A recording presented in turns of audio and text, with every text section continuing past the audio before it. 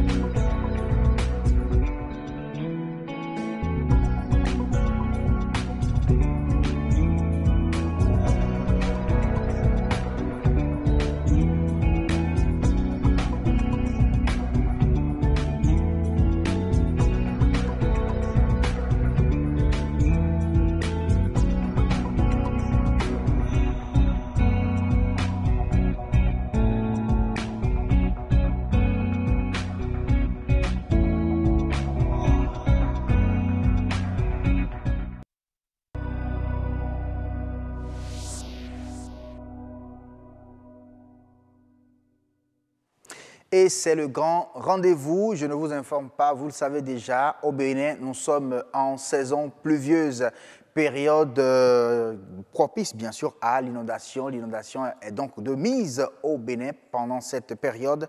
Question, le Bénin peut-il vraiment éviter les inondations ?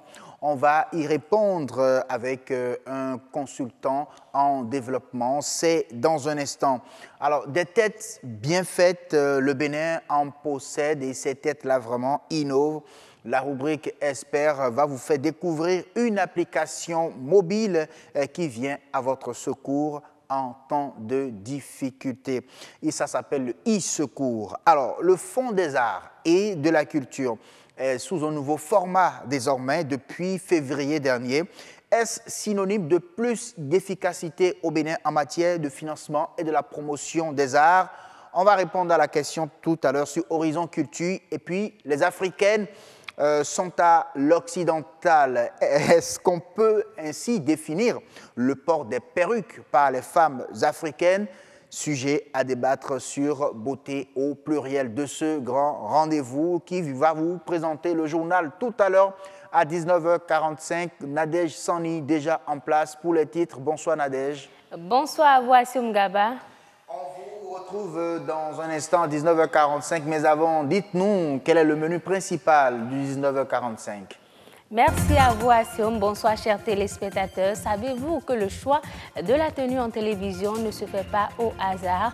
La garde-robe du présentateur se conçoit en fonction de certains critères, notamment le décor, les caméras utilisées et bien d'autres critères que nous vous ferons découvrir dans quelques instants. Entre les professionnels des médias et leurs conjoints, l'ambiance n'est pas toujours gaie. Parfois, la vie professionnelle prend le dessus et les conjoints le supportent mal. Comment gèrent-ils leur vie de couple? Quelques professionnels partagent avec nous leurs expériences. La chenille légionnaire d'automne a colonisé les 3/4 du continent africain et s'attaque à l'une de ses ressources stratégiques, la culture du maïs, dont dépendent plus de 200 millions de petits fermiers et leurs proches. Merci beaucoup à vous, Nadège Sani. On vous retrouve donc tout à l'heure à 19h45 pour le développement de ces sujets, dominés bien sûr par la semaine de la presse, carrément sur le 19h45. Alors, le grand rendez-vous va ouvrir à présent ses plateaux et c'est par Nature et Bien-être que nous commençons.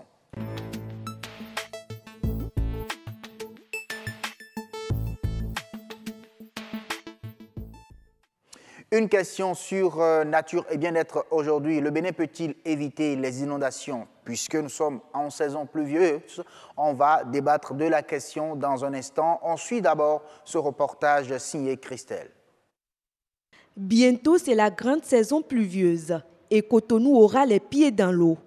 Dame Nature va alors ouvrir son robinet sans retenue sur la capitale économique, pour ainsi laisser place à l'amertume et au désarroi des Béninois, dont le cri de cœur cette année encore reste le même.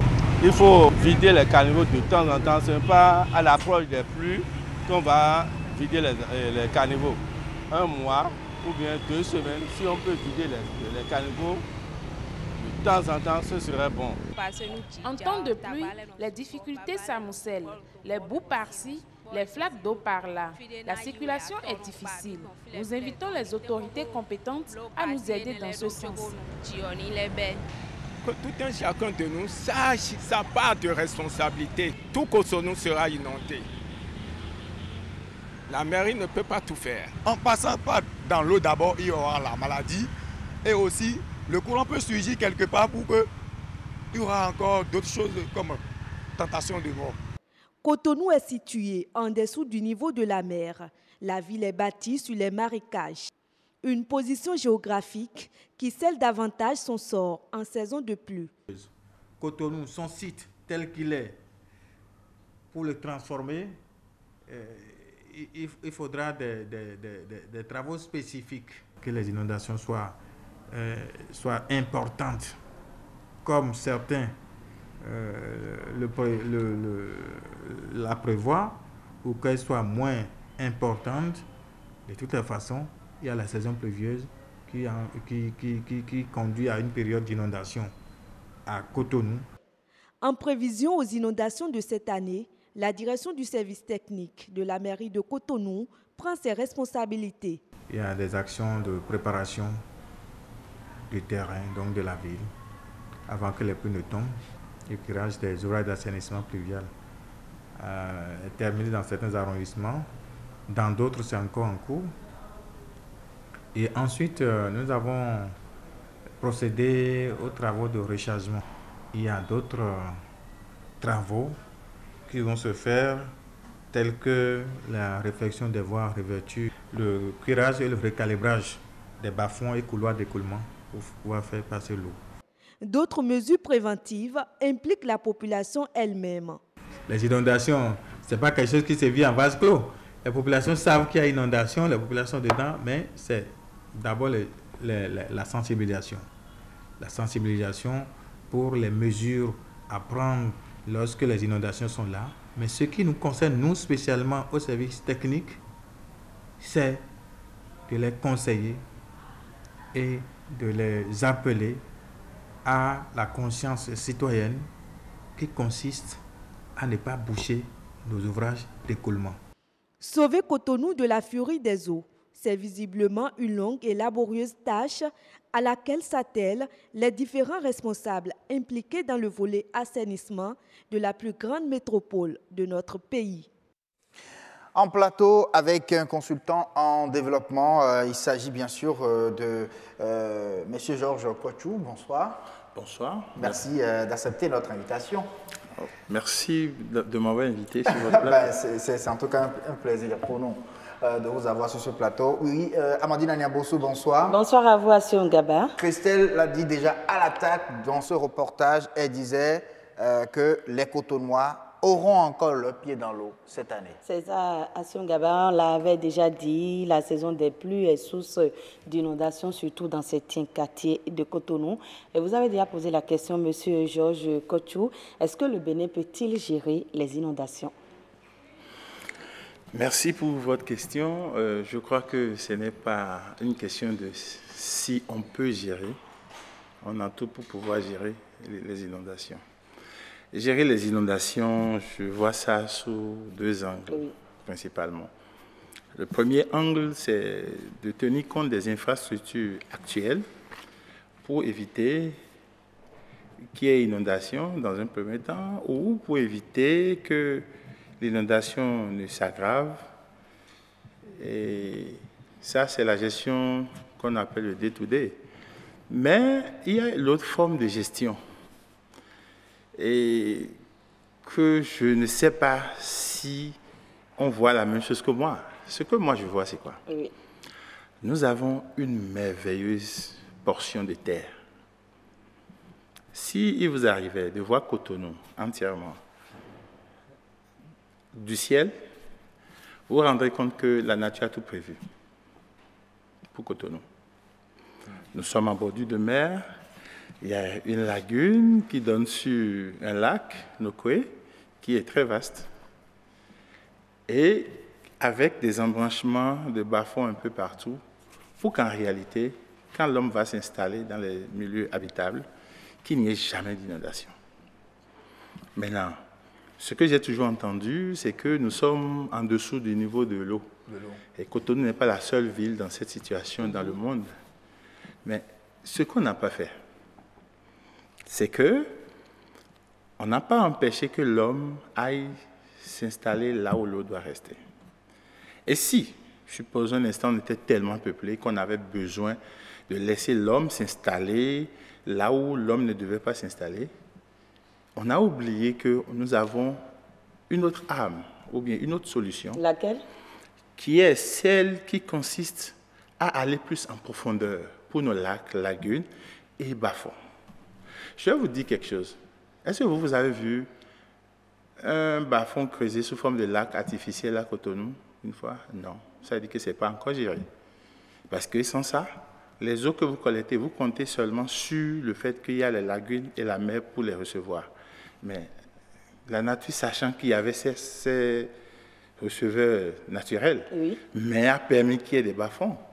Pourquoi on ne peut pas explorer toutes ces choses? Si vous voyez ce qui se fait ailleurs, il y a beaucoup d'endroits dans le monde que j'ai vus, l'eau qui tombe du ciel, je prends le cas de Singapour, il va directement quelque part. Il n'y a pas possibilité que ça vienne déranger une maison. Mais le drame, parce que nous n'avons pas géré comme ça depuis, nous n'avons pas tenu compte des dispositions naturelles que la nature dont la nature nous a dotés, ce qui va se passer, c'est que le jour où nous aurons, en 2 jours, 3 jours, une pluviométrie d'1 an, comme ça arrive dans d'autres pays. Cotonou va disparaître? Non seulement que Cotonou va disparaître, mais le Bénin, au moins à 50%, va en partie. Parce que nous n'avons rien fait. Nous avons tout le temps. Donc, je pense que, peut-être que c'est pris en compte par le péage, je n'en sais rien, mais je pense qu'on a l'opportunité maintenant de rebondir, de penser à construire Cotonou comme le reste de nos villes, en tenant compte du don naturel que la nature nous a fait par rapport à qui nous sommes dans le milieu dans lequel nous nous trouvons. Vous avez dit que rien n'a été fait jusque-là, mais des stratégies ont été mises en place depuis des années pour gérer un tant soit peu les inondations. Je n'ai jamais dit que rien n'a été fait jusque-là. J'ai dit qu'il y a 2 volets. Pour ce qui a été fait jusque-là, ça veut dire tout day. Gestion au quotidien. Au quotidien, oui. Mais il y a un fait. On gère au quotidien pour combien d'habitants, dans quelle perspective de nombre d'années? Quand on est en train de construire des caniveaux aujourd'hui, est-ce que nous les construisons pour les 1 million ou moins d'1 million d'habitants qui circulent sur Cotonou, ou bien nous les construisons dans une vision future où on aura 6 millions d'habitants pour Cotonou? Là demeure toute la question. Parce que s'il y a une progression dans le temps, dans la manière de manager la cité, je crois que la perspective d'agrandir quelque chose ou bien de l'adapter doit exister dans ce que nous faisons aujourd'hui, ce qui n'est pas le cas. Ça, là, tout le monde peut reconnaître. Mais là, vous avez parlé, par exemple, des bas-fonds que les hommes, les Cotonois sont allés s'installer, là où dans les réceptacles d'eau, si vous voulez, on peut le dire comme ça. Mais est-ce ça dit qu'il faut donc les déplacer aujourd'hui? Oh, je ne vais pas donner la solution par rapport à ça parce que je ne suis pas en charge de la gestion de ces choses. Mais ce que je vais dire, c'est ceci. Bon, est-ce que c'est une solution? Ça, je laisse ça aux soins de ceux qui sont en charge. Mais ce que je vais vous dire, c'est ceci. Et nous avons un milieu tellement beau, tellement merveilleux, que nous ne voyons rien.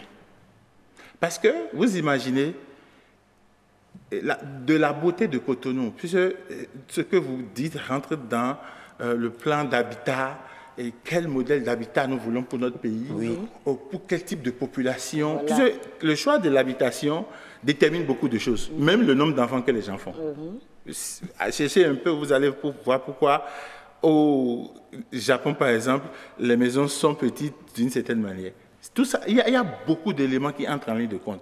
Mais moi, je veux me focaliser sur le facteur inondation. Et beauté et tourisme fait en sorte que l'eau qui tombe devient un spectacle au lieu de devenir un danger pour nous. Parce qu'on peut en faire un spectacle. On peut faire de ça que quand il pleut, en période d'inondation, en période de pluie, je vais être à Cotonou. Parce que les réserves d'eau naturelle que nous avons constituées sont navigables, c'est beau, c'est si, voilà ce que moi je veux. Est-ce que le Bénin a les moyens de faire ce que vous proposez? Le Bénin, vous pensez que Dieu vous met quelque part sans vous permettre d'avoir les moyens? Peut-être que vous ne voyez pas, mais le Bénin dispose d'énormément de moyens pour réaliser tous ces programmes, même sans l'apport de qui que ce soit à l'étranger. Ah bon? Oui. Comment le faire? Je ne suis pas en position pour rentrer dans le détail. Je pense qu'il est important que nous restions dans le canevas défini qui constitue inondation en période de pluie à Cotonou. À Cotonou. Ben oui, quand vous le dites, qu'on a tous les moyens, bon, je me dis que vous n'avez peut-être pas envie de mettre le doigt sur les moyens de façon précise. Mais quand vous dites, par exemple, que vous pensez à quoi, par exemple? Premièrement, les moyens, ce n'est pas le fait que quelqu'un vous donne de l'argent. Le premier moyen part du système idée, vision et penser pour accomplir quelque chose. Et quand ça là s'est réuni et que l'argent rentre dedans, vous pouvez accomplir quelque chose, n'est-ce pas?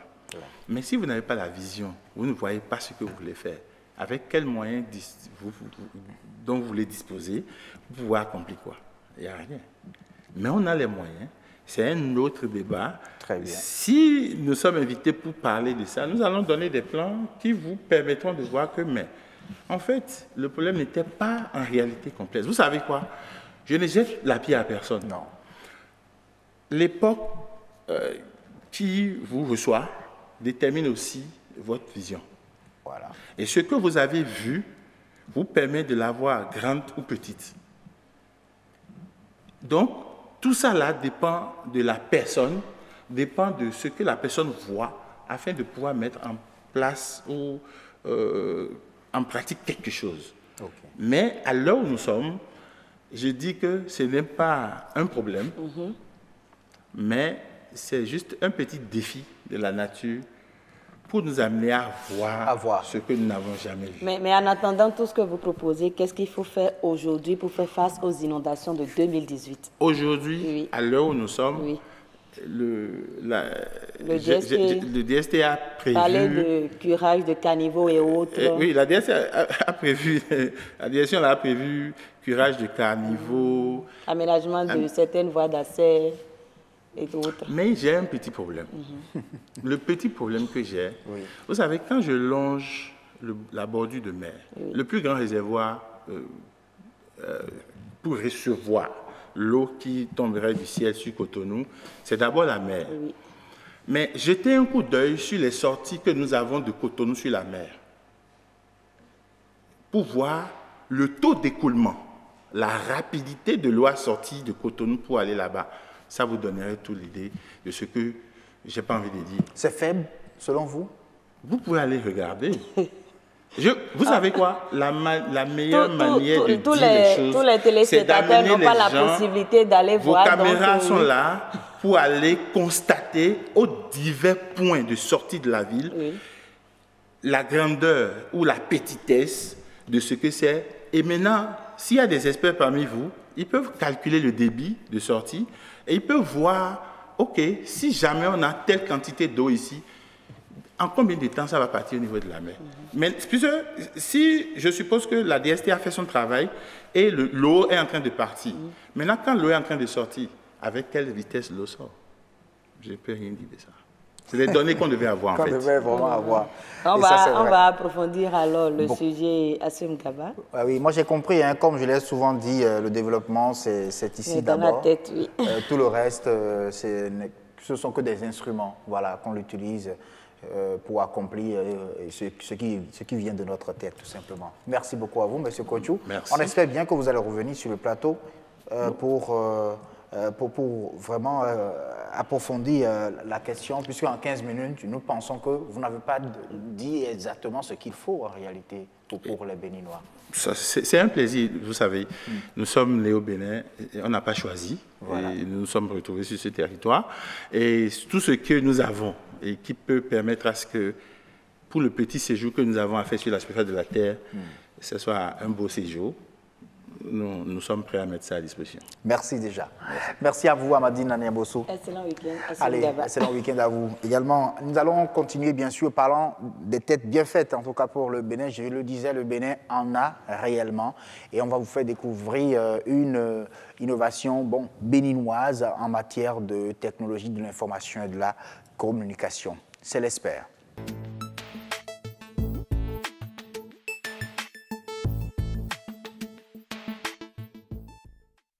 L'Espère aujourd'hui vous fait découvrir une application qui vous sauve la vie. En tout cas, c'est comme ça qu'il a défini ce qu'il a créé. Lui, c'est Richard Gauthier Odrado. Bonsoir. Bonsoir, Assim. Merci d'avoir accepté notre invitation. Je rappelle que vous êtes un jeune béninois entrepreneur. Oui, exact. Et vous avez créé et mis en place une plateforme qui sauve la vie, vous l'avez dit. Mais pourquoi dites-vous que le e-secours sauve la vie, peut sauver la vie des Béninois? Exactement. Merci beaucoup, Assim. e-secours est une plateforme qui sauve la vie. Pas seulement qu'aux Béninois, mais en particulier aux Béninois d'abord, parce que je suis Béninois. Voilà. Alors, e-secours est une plateforme qui permet à tout individu de s'enregistrer. D'accord? Donc, vous allez sur le site, vous vous enregistrez, vous renseignez des informations basiques, vos informations sanitaires telles que le groupe sanguin, les personnes proches à contacter en cas d'urgence et vos allergies. Pourquoi ces informations? Parce que nous prenons l'exemple d'un accident. Nous avons beaucoup d'accidents et des milliers de personnes meurent chaque jour dans les accidents et aux urgences de santé. Alors pourquoi? Parce que le temps de la prise en charge des victimes est primordial, est très capital. Et lorsqu'on traîne, on prend plus de temps parce qu'on n'a pas les informations nécessaires, alors c'est des victimes qu'on a, c'est des décès. Alors qu'on pourrait sauver des vies simplement en ayant les bonnes informations rapidement. Parce que nous sommes à l'ère du numérique. Oui, c'est vrai, nous sommes à l'ère du numérique. Vous mettez donc le numérique au service de la santé, au service des urgences, en quelque sorte. Exactement.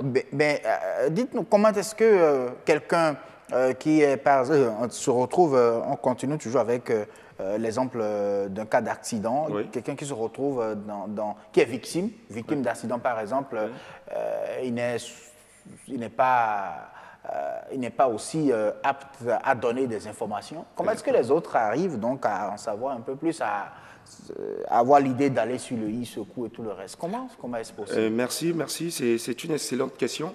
Parce que pour vous répondre, je vous dirais que c'est pourquoi il est important de vulgariser, d'informer, de sensibiliser les gens. Tout le monde, tout être humain est censé s'inscrire sur cette plateforme e-secours. C'est payant, j'espère? C'est gratuit. Ok. C'est gratuit. C'est gratuit, c'est communautaire, c'est du social. Vous comprenez? Alors, je disais tantôt que tout être humain a besoin et doit être inscrit sur cette plateforme. Pourquoi? Parce que lorsque tout le monde est bien informé, lorsque tout le monde sait qu'il y a une plateforme telle qui existe, Issoku, alors lorsqu'on est témoin d'un accident, parce qu'il y a toujours des témoins, des premières personnes qui sont présentes lors de l'incident, qu'est-ce qui se passe? Les premières personnes peuvent, avec Issoku, aider à la prise en charge rapide de la victime en insérant juste dans la plateforme, c'est-à-dire dans le moteur de recherche de Issoku, le nom de la victime. C'est-à-dire quand un individu est à terre, prenons l'exemple qu'il est inconscient, d'accord? Voilà. Il est inconscient et son téléphone est verrouillé, d'accord? Et on est conscient que souvent, même ici, il y a des cas de vol typiques, les premiers secours volent souvent les téléphones et tout. Donc vous arrivez, les pièces d'identité ne sont jamais volées, c'est là, sur la personne. Donc quand vous arrivez à identifier la personne, vous rentrez juste son nom dans le moteur de recherche Issoku et le moteur de recherche vous donne la réponse qui est la photo, le nom de la personne que vous avez déjà connue, et le groupe sanguin, d'accord, et les contacts proches à appeler en cas d'urgence. Alors, ce témoin-là de cet accident, qui peut-être ne vous connaissez même pas, peut déjà agir en appelant vos proches et en accélérant la procédure de votre prise en charge. Alors, vous l'avez dit tout à l'heure, hein, n'importe qui, tout le monde doit donc l'avoir. Est-ce que au niveau, par exemple, des hôpitaux, cela est nécessaire pour les médecins, par exemple, quand un agent vient? Est-ce que c'est également une plateforme où les données des patients peuvent être conservées? Oui, bien sûr. Quand on parle de données déjà, parlons du cas des centres de santé, des hôpitaux, les médecins, les professionnels de la santé. Alors, Issoku est la plateforme idéale pour toute cette couche, tous ces professionnels. C'est-à-dire, le médecin est censé connaître le fonctionnement de Issoku. Pourquoi? Parce que lorsque la victime arrive tout de suite, le patient admis en urgence ou la victime d'accident arrive tout de suite, alors, le premier réflexe doit être de connaître les allergies de la victime. Vous comprenez? De connaître son groupage sanguin. Ça permet d'aller plus vite. Parce que lorsque vous perdez des secondes, vous pouvez perdre des vies. Voilà, donc c'est très nécessaire pour les hôpitaux et les médecins. Ils doivent s'habituer à cette plateforme. Ils doivent le recommander à toute la population, partout. Je dirais que le bonus qu'ils auront, c'est la facilitation, la facilité plutôt dans l'exercice de leurs fonctions. Et c'est gratuit. Dès qu'ils ont un ordinateur et une connexion, c'est fini, c'est fait. C'est fini. Et ils peuvent donc s'informer déjà sur le patient. Oui, exactement. Les premières informations, les personnes à contacter, le groupe sanguin, pour ne pas... Et il y a une nuance. Je rappelle que Issoku n'a pas une base de données ce n'est pas un carnet de santé virtuel où si vous avez été malade de tel ou tel, ça se répertorie. Non. Ça ne nous engage pas. C'est des informations sanitaires de base qui ne peuvent pas vous causer du tort lorsque tel ou tel est informé. C'est-à-dire, si moi je connais votre groupe sanguin, je ne peux vous faire aucun mal avec. Je connais votre nom, pas de mal. Je connais des personnes proches de vous que je peux contacter si vous êtes en danger. Ce n'est pas mauvais, voyez. Donc, ce n'est pas un carnet de santé virtuel où vos informations sont dévoilées, non. À plus forte raison que sur la plateforme, lorsque vous faites une requête par rapport aux victimes, d'accord, vous recherchez une victime, lorsque vous avez la réponse du moteur de recherche, vous n'avez pas les contacts ni l'adresse de la victime. Parce que la victime, elle est déjà devant vous. Vous avez plutôt besoin des personnes proches d'elle à venir intervenir ou un tant soit peu peut-être payer les premiers soins. Voilà, justement. Donc, il faut comprendre que... Donc, c'est comme ça se passe. Est-ce que c'est une application mobile? C'est une application web? Je vous explique, en fait. C'est une plateforme, c'est un ensemble. C'est une web application et une application mobile. Alors, pour le moment, nous venons à peine de sortir la web application, c'est-à-dire c'est d'abord sur le site qu'il faut s'inscrire, www.issoku.com, d'accord. Et nous sommes en train de finaliser le développement de l'application mobile qui va prendre en compte d'autres fonctions. Parce que nous avons constaté, après nos tests, que plus de la moyenne de la population africaine, parce que notre priorité c'est d'avoir l'Afrique, de la population africaine circule sans pièce d'identité. Et ça, c'est un fait réel. Alors, comment faire pour sauver la vie à une victime qui n'a pas de pièce d'identité. Alors, dans l'application mobile, nous avons intégré 2 fonctions. La fonction de reconnaissance faciale, c'est-à-dire il suffira juste de faire la photo de l'individu, de la victime, et vous avez les informations basiques sanitaires pour sauver cette personne. La deuxième... Je pense que ça, c'est plus intéressant. Ok, d'accord. Donc, il faut tout mettre pour permettre d'avoir une solution très optimale, très sûre et efficace. Okay. Donc, la deuxième fonction, je disais tantôt, c'est la reconnaissance de l'empreinte digitale. Vous voyez, dans l'application mobile, les abonnés, tous qui vont s'inscrire, c'est-à-dire vous et moi, nos familles et tous, voilà, nous aurons la possibilité, à part la photo et le nom, d'intégrer notre empreinte digitale. D'accord? C'est rien de méchant, c'est rien de sorcier, c'est assez naturel qu'on puisse rapidement vous identifier. Si, je suppose que dans votre choc, dans votre accident, vous avez le visage qui est méconnaissable. Parce que la reconnaissance faciale prend en compte certains éléments. Voilà. Oui. Je suppose qu'il y a certains éléments qui manquent, mais on peut toujours vous sauver la vie. Alors, avec votre empreinte, on peut rattraper le coup. Donc, Issoku est sûr. Tout simplement. Oui. Ah, mais là, comme vous dites que c'est gratuit, tout le monde peut donc aller s'inscrire sur ce site. Qu'est-ce que vous, qui avez mis en place une telle plateforme, gagnez en réalité? D'accord, merci. A priori, moi je dis toujours une chose, sauver les gens, aider les gens, c'est gagner, d'une façon ou d'une autre. Vous voyez, c'est vrai qu'il faut être entrepreneur aujourd'hui, il faut chercher à créer de la richesse et tout, mais pour créer la richesse, il faut des gens vivants, il faut des personnes bien portantes. Alors, c'est ce que nous gagnons d'abord, dans un premier temps.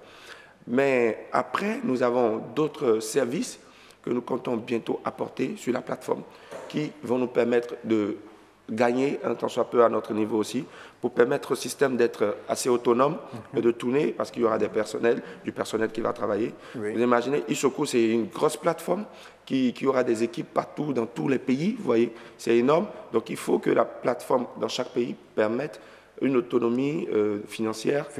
Pour gérer et faire aussi des bénéfices. Je peux donner quelques exemples rapidement, comme un service que nous comptons lancer, le service de livraison des médicaments. Des médicaments. Vous voyez, en partenariat avec les pharmacies. OK. Vous voyez, le client, je suppose, vous avez un malaise tout de suite, c'est pas ce qu'on souhaite sur le plateau. Non, alors, vous connaissez votre mal, vous connaissez votre remède, il suffira juste de passer la commande sur Issoku et nous, en partenariat avec les pharmacies, nous allons acheter dans la pharmacie la plus proche de vous et nous vous livrons. Vous aurez à payer les frais de transport. Donc, si je comprends bien, c'est le service Issoku qui constitue le côté social, participation au développement. Issoku, en réalité. Donc, c'est ce que nous faisons. Tous les autres services, on connaît pour donc accompagner le système. Pour rendre ça beaucoup plus pérenne. Merci. Voilà.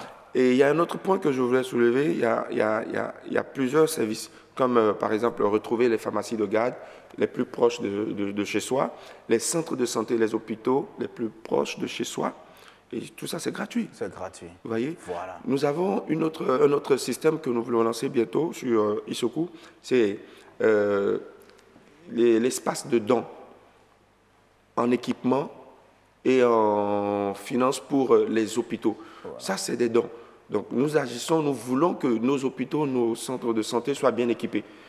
Vous voyez, pour donner de l'oxygène à une victime, quand on a un seul appareil, attendez, quand il y a 3 victimes, c'est fini.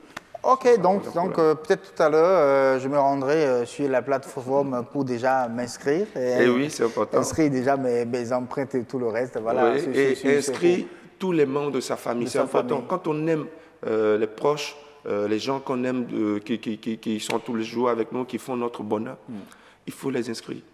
C'est important. C'est important. C'est très important. Voilà. Merci beaucoup à vous, Richard Gauthier Audrado, et vraiment merci à toute votre équipe pour tout ce que vous faites pour accompagner vraiment le développement de l'Afrique, puisque vous avez dit c'est l'Afrique d'abord. Oui. Bon, commençant aussi par le Bénin, avant d'aller vraiment à tous les autres pays africains. Et j'espère aussi que vous aurez l'opportunité, en tout cas, de vulgariser cette plateforme-là pour que les gens soient vraiment informés, pour qu'on puisse vraiment l'utiliser comme cela se doit pour sauver donc, des gens. Oui. Alors, à cet effet, je pense que vous posez toujours les bonnes questions. Et c'est très bien. Et je reviendrai très souvent ici. En fait, justement, c'est pourquoi nous voulons lancer un appel. D'accord? Parce que c'est du social. Il y a des acteurs qui sont dans le social. Il y a des institutions qui sont dans le social. Même le gouvernement. Parce que c'est un projet qui part du Bénin, c'est une start-up qui part du Bénin et qui va prendre partout dans le monde entier. Alors, le gouvernement béninois a intérêt, normalement, d'accord, à soutenir cette start-up-là. C'est très important parce qu'il faut nécessairement une très bonne campagne auprès de tous. De tous, oui. Est-ce que vous êtes allé du côté du CNSR, par exemple, justement, c'est le Centre national de sécurité routière, pour essayer de travailler avec ces institutions-là? Oui. Ils sont dans la liste des partenaires que nous avons vus, que nous allons approcher dans les prochains jours. Dans les prochains jours. Oui. Je pense que ce serait bien que vous travailliez ensemble avec le CNSR, par exemple. Ça va vous accorder beaucoup plus de crédibilité. Ça va amener plus de gens également à y croire et pour que nous puissions vraiment sauver des vies à travers, bien sûr, Issoco. Merci beaucoup à vous, Gauthier Richard Odrado. À très bientôt. Bien des choses à toute l'équipe. Et là, le grand rendez-vous va se rendre déjà dans notre palais de culture dans un instant pour retrouver Paco Alomakwe. Avec lui, nous parlerons bien sûr du Fonds des arts et de la culture, nouvelles dispositions, nouveaux formats. Est-ce que ça veut dire plus d'efficacité en matière de financement de la culture au Bénin? Réponse sur Horizon Culture.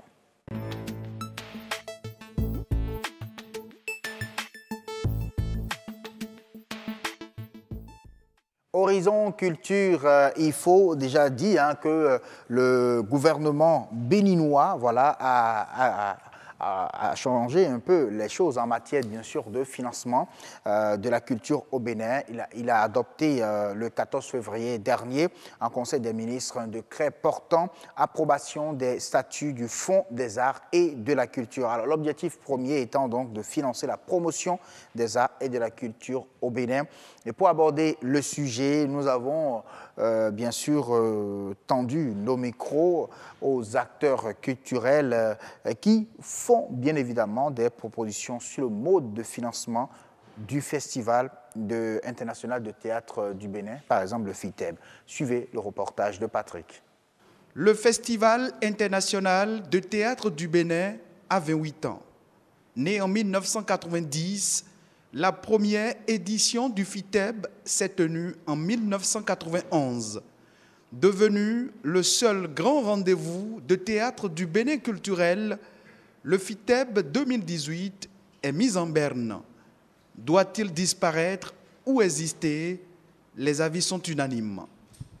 C'est un événement qui se passe dans plusieurs villes. Et c'est l'occasion pour les gens de ces villes-là de vivre la fête du théâtre. S'il est resté jusqu'en 2018, c'est qu'il n'est pas appelé à disparaître. C'est qu'il a pu subsister à toutes ses forces, à tous ces éléments qui pourraient l'anéantir. Et c'est pour ça que le FITEB ne doit jamais disparaître. Ce rendez-vous doit vivre, quelles que soient les turbulences qu'il traverse. Il doit vivre, il doit s'améliorer, il est appelé à évoluer avec le temps. Et donc, on doit le préserver. Et pourtant, plus d'un quart de siècle après, les maux dont souffre le FITEB sont encore nombreux. Le problème que nous avons dans le secteur théâtral béninois, c'est qu'à un moment donné, il y a eu un vide, il y a eu une démission de l'État. Et à partir de ce moment, les acteurs sont partis chacun dans son sens. Chacun s'est envolé, il y en a plein qui sont partis, qui sont peu revenus, qui sont maintenant dans des grandes scènes en Europe et partout ailleurs d'ailleurs, et qui sont excellents. Et il y en a qui sont restés, qui travaillent. Mais ils travaillent, leur travail n'est pas mis en exergue. Le travail n'est pas mis en valeur, ils n'attendent que le FITEB qui est la seule scène où ils peuvent s'exprimer professionnellement. Et le FITEB, c'est 10 jours, c'est 8 jours, c'est une semaine à peine, et ça ne suffit pas. En plus de ces malaises qui affaiblissent les efforts du FITEB, pas de salle de spectacle. Il y a des comédiens qui sont là, il y a des ingénieurs culturels qui sont là, qui travaillent. Mais ils vont travailler après. Si nous n'avons pas de salle de théâtre, ils vont présenter où? Le FITEB est également un instrument de création, de production théâtrale. Paradoxalement, il n'y a pas de salle de spectacle. Le Bénin ne dispose pas de salle de spectacle. Que faire pour insuffler une nouvelle dynamique au théâtre béninois afin que les arts vivants participent au développement du Bénin? Les acteurs culturels se veulent plus précis. Le FITEB, s'il doit monter toute sa force, c'est dans sa grandeur. Et la grandeur dépendra de son budget. Nous sommes à 300 millions cette année. Mais on doit aller au-delà de ça. Le FITEB se veut un grand festival en Afrique. C'est le premier festival de théâtre en Afrique, de par sa taille. À partir de ce moment, le budget doit être conséquent. Un budget de 800 millions, d'1 milliard, ce n'est pas exagéré. Pour installer déjà des villages dans toutes les villes qu'on ambitionne occupées par le FITEB, 300 millions, ça ne suffirait pas. Parce que 300 millions, ça va faire la billetterie, les cachets, le transport et l'hébergement des troupes qui vont venir de l'extérieur et le financement des créations FITEB. Terminé. Ça ne peut pas apporter la fête FITEB dans les villes. Et donc la première réforme fondamentale de l'État au niveau du FITEB, c'est le budget. La 14e édition du FITEB a été reportée en novembre. L'édition 2018, celle de tous les espoirs. En plateau, Pacôme à Lomakwe, journaliste culturel, gestionnaire de patrimoine culturel aussi. Bonsoir. Bonsoir, cher ami. Mais là, le fonds peut-il financer des événements culturels comme le FITEB?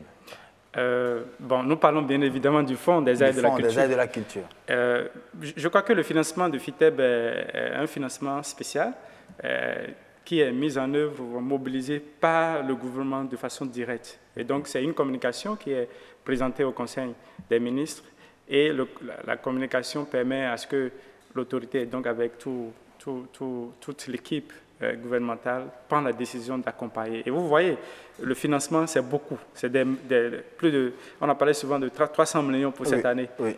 Or, le Fonds des arts et de la culture, qui est la nouvelle version de l'ancien fonds d'aide à la culture, ne finance pas les activités qui vont à cette hauteur de budget. Donc, je ne suis pas sûr que ce soit le Fonds des aides de la culture qui finance le FITEB, mais c'est l'État, même à travers le budget national, qui met en place des lignes pour financer le FITEB. Oui, mais là, on a suivi tout à l'heure Pascal Ouanou, un ancien directeur du FITEB, qui parlait de l'absence, de l'inexistence de salles de spectacle.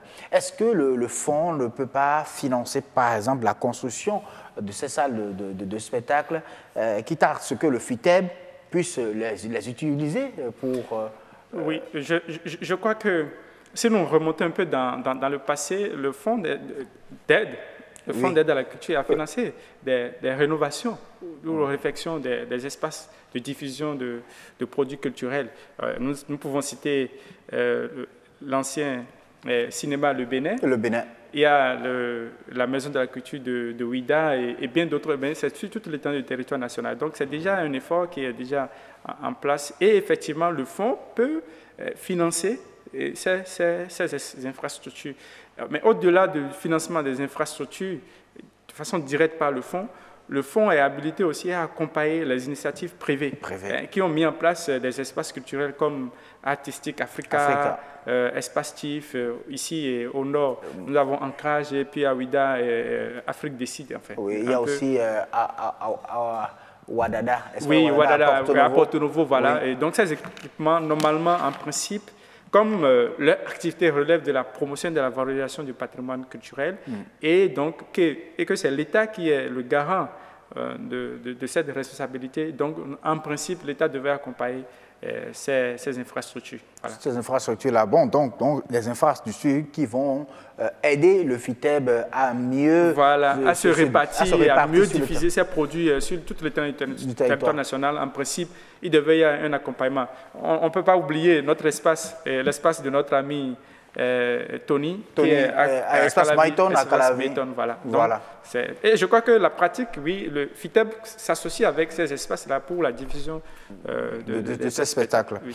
Merci à vous. On va revenir tout à l'heure sur la question concernant le nouveau format du Fonds des Arts et de la Culture, juste derrière le journal, puisqu'il est l'heure du journal sur le grand rendez-vous. Nadej Sani est déjà en place.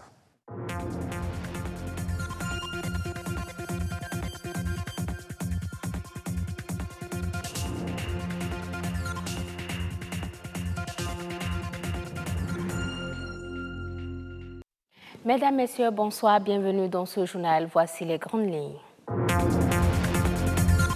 Il n'est pas toujours facile d'être élégant à la télé, même si le code vestimentaire varie d'une chaîne à une autre. Le décor utilisé impose aux présentateurs et animateurs les couleurs à mettre. Accorder vie familiale et professionnelle est parfois un supplice pour le fonctionnaire. Pour les professionnels des médias, il est encore plus pour diverses raisons. Comment s'organise-t-il pour maintenir le pont? On en parle dans un instant. Ailleurs dans le monde, une chenille dévastatrice crée de nombreux dégâts dans plusieurs fermes et surtout en Afrique. Sa cible prioritaire, le maïs.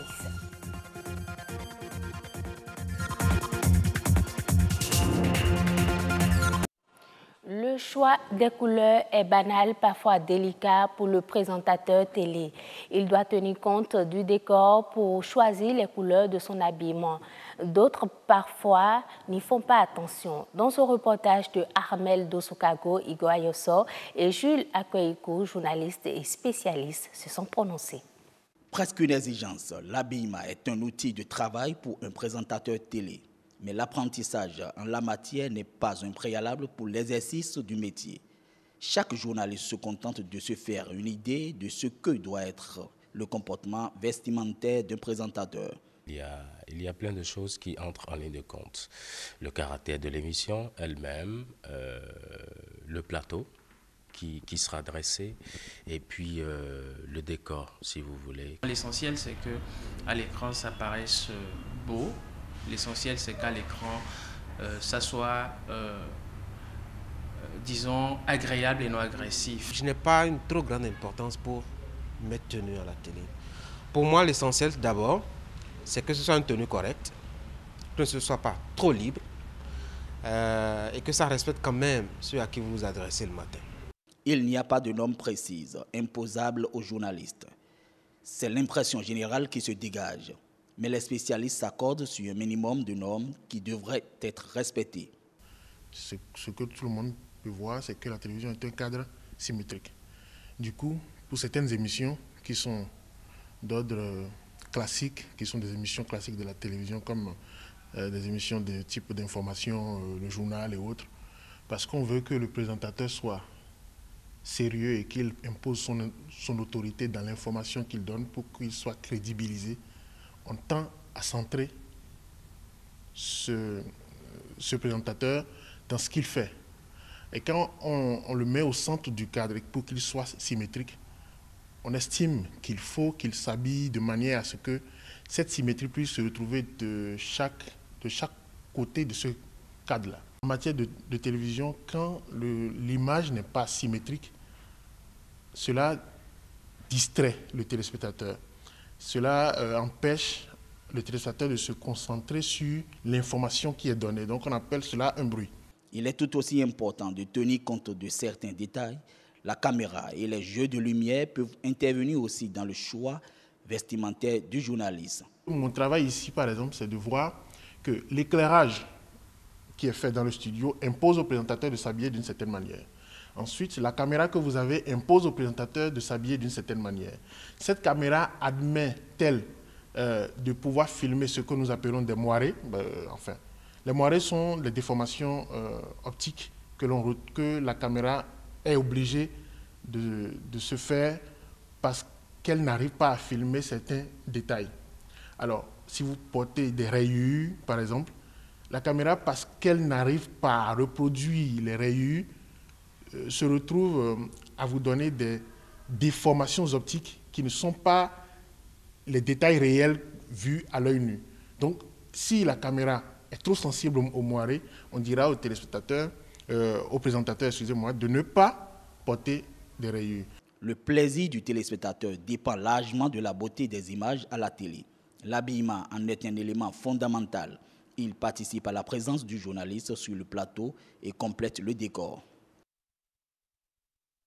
S'organiser autour de deux pôles que sont d'un côté le travail et de l'autre la famille n'est pas aisé. Avec les professionnels des médias, la réalité est tout autre encore. Comment arrive-t-il à concilier vie professionnelle et vie conjugale? Marcel Arossi nous le fait découvrir dans ce magazine. Suivez-en un extrait. Mettre en relation le travail et la vie privée du journaliste revient à parler de l'espace et du temps. J'aime bien le métier. Ce qui est difficile dedans, en couple, c'est le temps. On n'a jamais le temps pour être ensemble avec les enfants. Quand tu dis ce week-end, on va le passer à la maison, on va sortir. C'est la veille, on te dit ou bien le jour où vous vous apprêtez pour partir qu'on appelle et tout le programme tombe à l'eau. Quand on prend un couple de professionnels de médias, c'est effectivement la disponibilité, le temps qu'on voudrait bien accorder aux membres de la famille, à sa partenaire, mais également aux enfants. Et nous savons bien que dans un média, on sait quand on vient au boulot, mais on ne sait pas toujours quand on peut rentrer. Le journaliste est créatif. Le journaliste est toujours à l'affût de ce qui est nouveau. Le journaliste a des horaires qui n'ont rien à voir avec des horaires de fonctionnaires. Et il est conditionné par l'événement plus que par les horaires, et ainsi de suite. Donc, de ce point de vue-là, déjà, mon fonctionnement a toujours été différent. Et je note chez mon épouse qu'elle n'a pas aussi des horaires vraiment immuables, partir le matin à telle heure, rentrer forcément à telle heure. Ce n'est pas toujours comme ça. Donc, je crois que tout ça joue aussi dans la manière dont nous fonctionnons. Ce débordement est parfois accepté ou contrôlé. Il est le plus souvent subi. Je sais que son travail est important, mais nous aussi à la maison, on attend beaucoup de lui. Quand je donne mon portable à ma fille, elle regarde la photo de son papa, il dit « Papa ». Là, ça me fend le cœur. Je mange, je dis, papa, viens. Papa est en train de t'acheter des yaourts, il va venir. À l'heure où je lui dis ça, là, il est 23 heures déjà. C'est ça qui me chagrine un peu. J'aimerais qu'il nous donne aussi un peu le temps. Chaque couple, à mon avis, est unique. Chaque couple est ce qu'il est et doit vivre avec. Moi, je crois simplement qu'on est ensemble pour que tous deux réussissent. On est ensemble pour que tous deux s'épanouissent. Il ne faut pas que l'épanouissement de l'un soit un frein à l'épanouissement de l'autre. La réalité de la vie quotidienne chez les professionnels des médias révèle une véritable dérive des aspirations initiales qui visaient à un équilibre entre vie privée et vie professionnelle. C'est à travers une opération dénommée Presse pour tous que les femmes, notamment les étudiantes de l'Université d'Abomey-Calavi et d'ailleurs, sont honorées. Opération qui vise à former les étudiantes et étudiants désireux de faire carrière dans le journalisme. Wilfried Noué, directeur de publication du journal Le Révélateur, nous explique le bien fondé de cette opération. L'opération Presse pour tous, c'est une opération, une activité que nous avons lancée en prélude à l'organisation d'un projet que nous avons nommé Journée Presse Femmes et Développement au niveau de l'organe de presse. Pourquoi Journée Presse Femmes et Développement? D'abord, il y a de cela 10 ans, au niveau de notre organe de presse, nous avons constaté qu'il y a moins de 10 femmes au niveau de la rédaction. D'une rédaction estudiantine qui est un organe de presse qui paraît sur le campus, voilà le monde, mais il y a moins de 10 femmes. Et donc dans le temps, les organisateurs, les TP, les responsables du journal dans le temps ont initié ce projet pour faire la promotion du genre au niveau de l'organe de presse. Et l'objectif était de susciter les étudiantes désireuses de faire leur parcours, leur chemin dans le domaine de presse, à s'intéresser notamment la presse écrite, et de pouvoir essayer de faire leur parcours pour que désormais on puisse parler d'une manière ou d'une autre d'une équité au sein de la rédaction. Et alors, pour réussir cette initiative, ils ont dit mais il faudrait qu'on lance spécialement une opération ou un recrutement dédié aux femmes. Maintenant, au fil du temps, nous avons constaté que cette initiative ou ce recrutement que nous lançons au profit des jeunes étudiantes ne serait plus dans le contexte actuel se limiter seulement aux étudiantes. Donc nous avons dénommé l'opération Presse pour tous pour que tous les étudiants qui ont l'envie, qui ont la passion de faire une carrière dans le journalisme et qui n'ont pas l'argent de payer les frais de scolarité dans une école de renommée, de pouvoir profiter de ce canal, de cette occasion ou de cette opportunité pour faire leur formation en journalisme, faire leur carrière au niveau de la presse universitaire, notamment au journal Le Révélateur.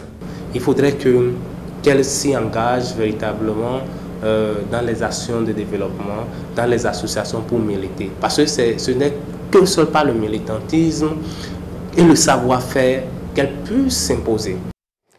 Dans les grandes exploitations agricoles comme dans les petites parcelles d'Afrique se joue une guerre silencieuse imposée par une petite chenille qui a su en 2 ans conquérir le continent et menace la sécurité alimentaire de ses habitants. Si le maïs est sa cible prioritaire, la chenille s'attaque sans problème à environ 80 cultures différentes. Plus de détails dans cet élément. À première vue, un petit insecte inoffensif, pourtant il fait de gros dégâts. En 2 ans, la chenille légionnaire d'automne a conquis le continent et menace la sécurité alimentaire de ses habitants. Officiellement détectée en Afrique de l'Ouest en 2016, elle s'attaque surtout à la culture du maïs. Wycliffe Ngoda est fermier dans l'ouest du Kenya. Il a été fortement touché en 2017. J'ai perdu la moitié de ma récolte, donc ça représente 50% de revenus en moins. Il faut donc trouver d'autres sources de revenus extérieures. En plus, l'année dernière, le prix du maïs était au plus haut.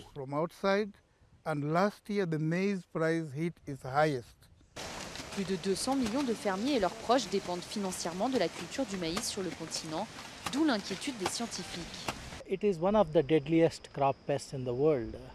C'est l'un des ravageurs de culture les plus meurtriers au monde. Il a la capacité d'attaquer différentes cultures, mais le maïs est ce qu'il préfère.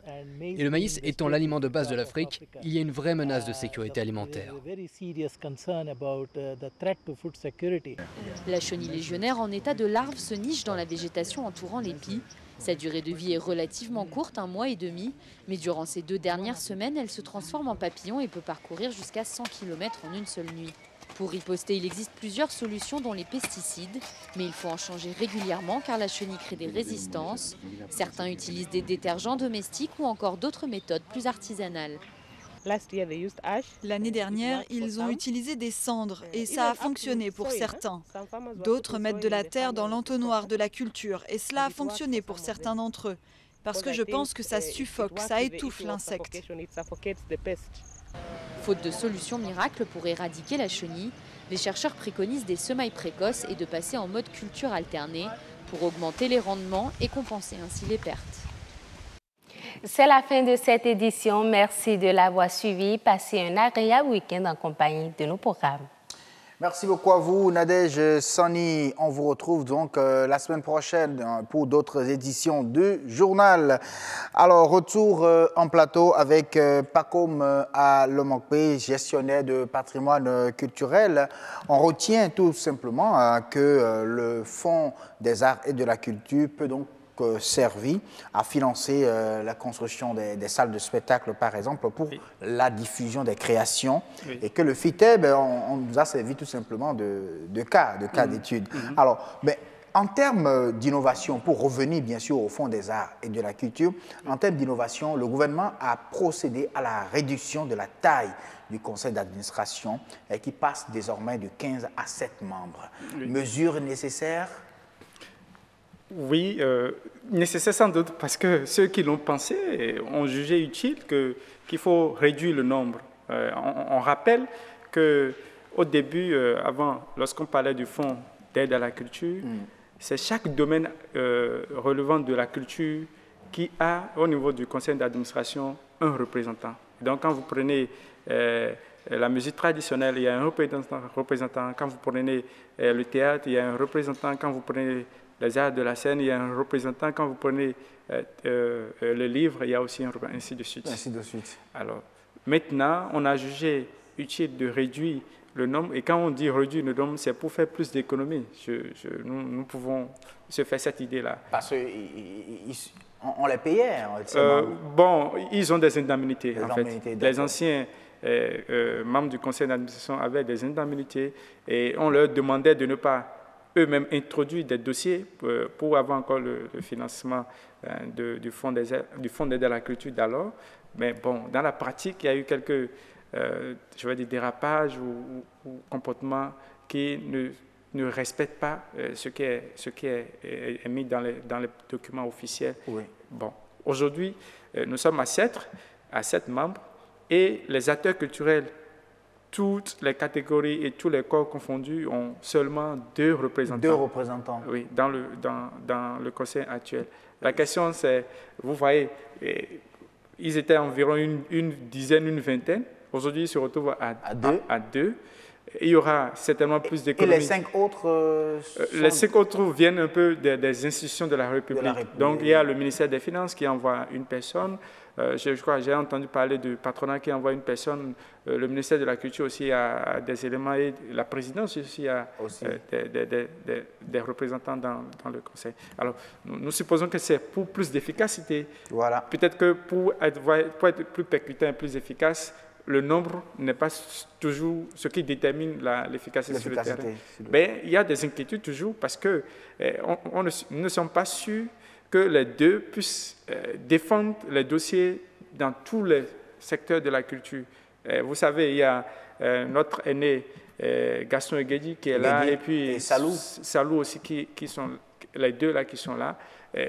C'est tellement qu'ils doivent maintenant, à mon humble avis, travailler avec une équipe où l'équipe va être composée maintenant de tous les autres corps pour qu'ils puissent suffisamment porter l'idée de tous les acteurs à la base au niveau de cette norme. Et je crois qu'en suivant un peu les acteurs, puisqu'ils relèvent notamment de la plateforme des acteurs culturels, en les écoutant, on sent qu'il y a une organisation qui est en place, il y a un travail de fouiller, de travail sur le terrain. C'est-à-dire qu'il n'y aura pas que officieusement, il n'y aura pas que Gaston Egedi et Salou qui vont les défendre, mais il y a un autre groupe en bas, un travail en base, et ils sont portés par le travail là. Et je crois que c'est la meilleure démarche. C'est la meilleure démarche, je pense, si effectivement ils peuvent rester unis et travailler vraiment. C'est ça ce qui je crois qu'ils sont conscients de ce défi-là, puisque après 2 ans de silence et puis de ce que vous savez, on était dans les réformes,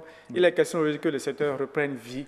Et aujourd'hui, les acteurs culturels ont tout à gagner de s'organiser, de se rendre utile pour accompagner la volonté de l'État. Après cette réforme de 7 membres, il y a aussi la question des activités qui doivent être financées et la question des porteurs de ces activités-là, les porteurs de projets. Alors, avant, quand on parlait du fonds d'aide à la culture, les associations ou les entreprises peuvent envoyer des dossiers, mais aussi les personnes, individus, artistes ou des spécialistes de la culture. Ça a changé à ce niveau-là aussi? Bon, il n'y a pas de changement, mais ce qui se dessine et envisagé, c'est le fait qu'il y a beaucoup d'activités culturelles que l'État même, à travers l'agence d'organisation des événements culturels, va s'occuper d'organiser de grands festivals dans tous les secteurs. Et donc, c'est-à-dire que c'est une manière de récupérer un peu ce qui se faisait avant par les privés, pour que l'État même puisse organiser. Et vous savez un peu la vision du ministre qui est là, c'est plus d'efficacité, mieux organiser les choses, être concret dans les résultats. Dans les résultats. Alors, j'ai remarqué une des nouvelles dispositions par rapport donc au Fonds des arts et de la culture et qui est resté en tout cas un grand problème entre-temps.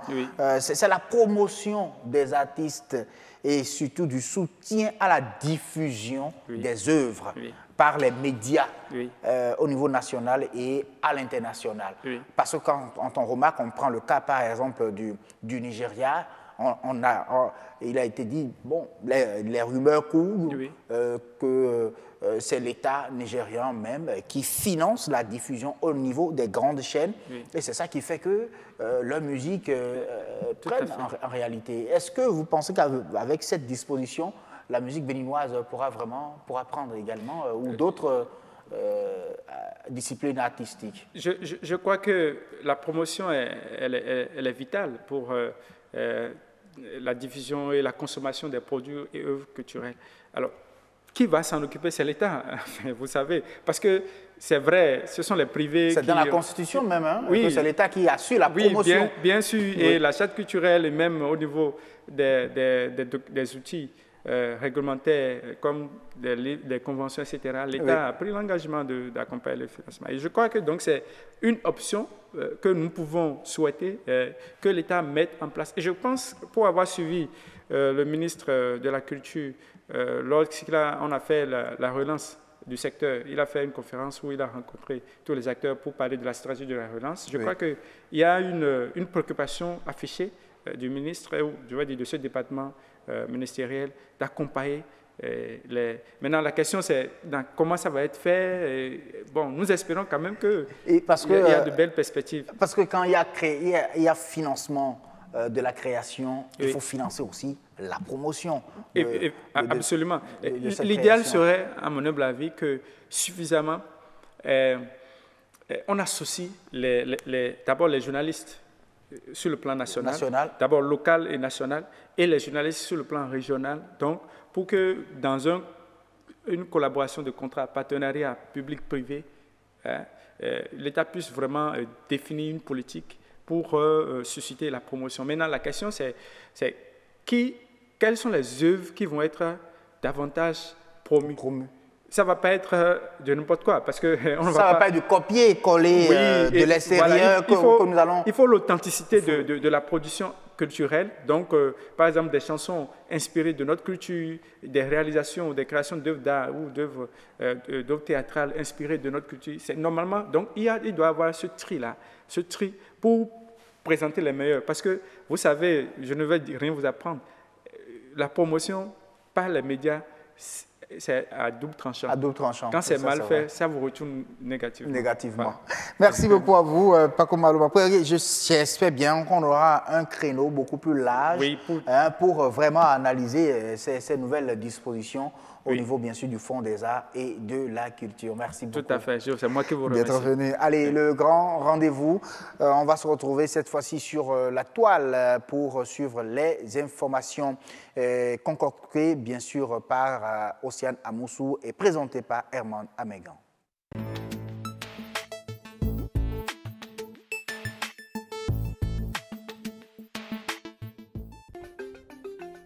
Bonsoir à tous et merci de prendre le rendez-vous pour cette tranche consacrée à l'actualité du web. Le site de la Nouvelle Tribune s'intéresse à la Journée internationale de la liberté de presse célébrée ce 3 mai. Pour commémorer cette journée à Cotonou, un colloque a été organisé jeudi sur initiative de plusieurs associations fêtières comme le PMB, Elan Média, avec le soutien de la Fondation Friedrich Ebert. D'après le site du quotidien béninois, les professionnels des médias arrivés nombreux à ce colloque ont échangé avec les communicateurs sur les questions liées à la pratique de l'investigation journalistique, au rôle des médias dans la gouvernance publique et à la gestion de la gouvernance locale sous la rupture. Un moment de partage de savoir et d'expérience. Le site de Radio France Internationale s'intéresse quant à lui à cette forte mobilisation créée en France pour qu'un homosexuel guinéen ne soit pas expulsé. D'après le site, menacé d'expulsion, Moussa, un jeune Guinéen de 28 ans homosexuel, risque de retourner dans son pays natal. Arrivé en France en 2015 afin de fuir un sombre destin en Guinée où l'homosexualité est fortement réprimée, celui-ci vit aujourd'hui de manière illégale sans papier ni travail.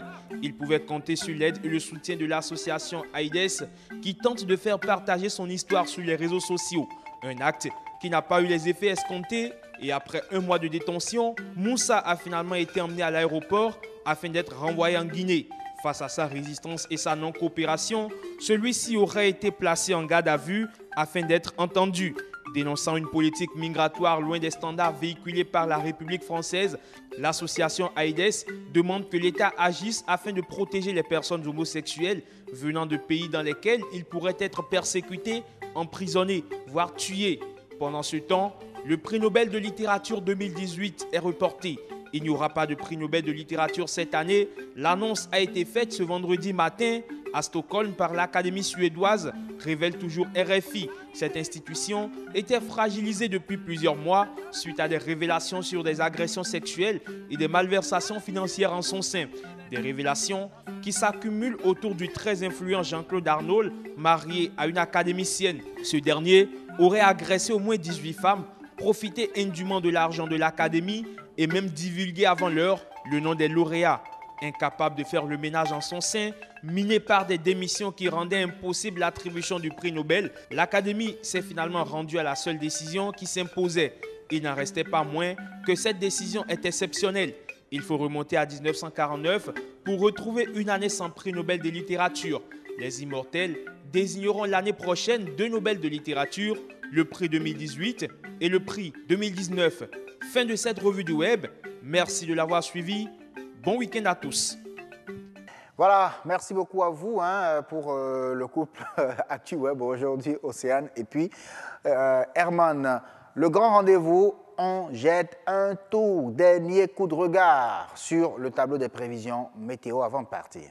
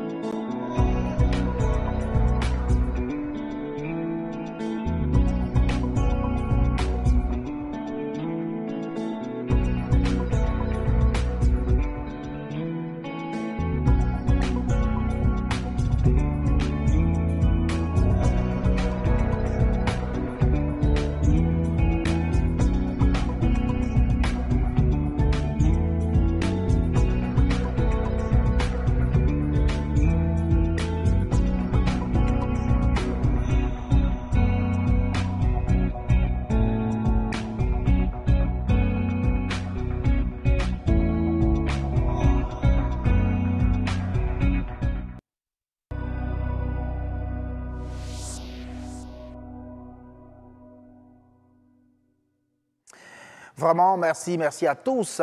Et c'était en tout cas une très belle semaine de travail et de grands rendez-vous passés en votre compagnie.